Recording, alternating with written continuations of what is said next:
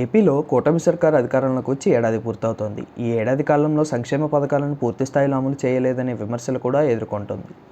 అయితే ఈ ఏడాది కాలంలోనే ఎంతోమంది అనర్హులు అప్పటికే అమలవుతున్న పథకాలను కొల్లగొట్టేస్తున్నారు. వీరిని గుర్తించి లబ్ధిదారుల జాబితా నుంచి తొలగించేందుకు తీవ్రంగా ప్రయత్నిస్తోంది. ఇందులో భాగంగా పథకాలు కొల్లగొడుతున్న ప్రభుత్వ ఉద్యోగులను ఈ జాబితా నుంచి తొలగించారు.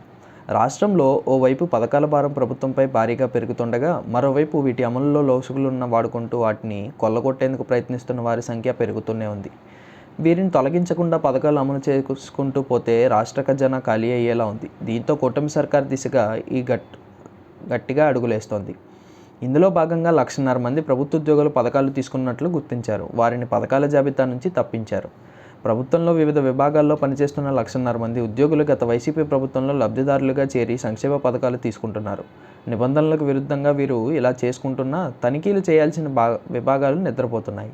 దీంతో ఇంతకాలానికి గ్రామ వార్డు సచివాలయాల శాఖ వారిని గుర్తించి పథకాల జాబితా నుంచి తొలగించినట్లు తెలుస్తోంది. అయినా ఇంకా చాలామంది ఇలాంటి అనర్హులు పథకాలు తీసుకుంటూనే ఉన్నారని సమాచారం. వారిని ఎప్పుడు తొలగిస్తారనే ప్రశ్నలు వినిపిస్తున్నాయి. మరోవైపు మంత్రి నారా లోకేష్ కీలక ప్రకటన చేశారు. తల్లికి వందనం నిధులు జమ ప్రారంభించామని, అందరి లబ్ధిదారుల ఖాతాల్లో జమ అవుతాయని వెల్లడించారు. అర్హత ఉన్నవారు ఎంతమంది ఉన్నా నగదు జమ చేస్తామని చెప్పారు. అర్హత ఉండి నగదు జమ కాని వారు వాట్సాప్ ద్వారా ఫిర్యాదు చేస్తే పరిష్కరిస్తామని హామీ ఇచ్చారు. గత ప్రభుత్వ అమ్మఒడి నిబంధనలకే తల్లికి వందనం అమలు చేస్తామని చెప్పుకొచ్చారు. తన పైన వైసీపీ నేతలు ఈ పథకంపై చేస్తున్న ఆరోపణలను నిరూపించాలని సవాల్ చేశారు. తల్లికి వందనం పథకం నిధుల జమ పైన మంత్రి నారా లోకేష్ క్లారిటీ ఇచ్చారు. అర్హత ఉన్న ప్రతి ఒక్కరికి నగదు జమ చేస్తామని వెల్లడించారు. తల్లికి వందనం ద్వారా 67,27,624 మంది విద్యార్థుల తల్లుల అకౌంట్లలో జమ చేస్తున్నామని వివరించారు. అర్హులు ఎంతమంది ఉన్నా నిధులు ఇచ్చేందుకు ప్రభుత్వం సిద్ధంగా ఉందని చెప్పారు. సాంకేతిక సమస్యలతో నిధులు జమ కాకపోతే వాట్సాప్ కంప్లైంట్ ఇస్తే పరిష్కరిస్తామని పేర్కొన్నారు. గత ప్రభుత్వం అమ్మఒడి ద్వారా 42 లక్షల మందికి పిల్లలకు మాత్రమే నిధులు ఇచ్చారని గుర్తు చేశారు. 2% మంది తల్లులు అకౌంట్ ఇన్యాక్టివ్ ఉన్నట్లు గుర్తించామని, వారికి మెసేజ్ ద్వారా అప్రమత్తం చేశామని చెప్పారు. డాక్టర్ సర్వేపల్లి రాధాకృష్ణ విద్యామిత్ర ద్వారా పిల్లలకు స్కూల్ కిట్ అందజేసేందుకు వివరించారు.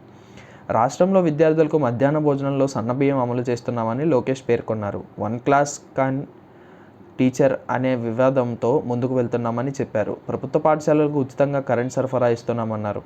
ఉపాధ్యాయులు బదిలీలు సోమవారం కల్లా పూర్తి చేస్తామని లోకేష్ పేర్కొన్నారు.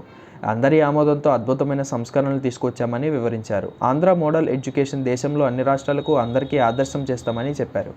ప్రజలందరూ పిల్లల్ని ప్రభుత్వ పాఠశాలలో చేర్పించాలని విజ్ఞప్తి చేసిన లోకేష్, ఎవరైనా ప్రైవేటు పాఠశాలలు ప్రారంభించవచ్చని, వారితో ప్రభుత్వ పాఠశాలలు పోటీ పడతాయని చెప్పుకొచ్చారు. తల్లికి వందనం పథకంలో తన పైన వైసీపీ పెట్టిన పోస్టింగ్ను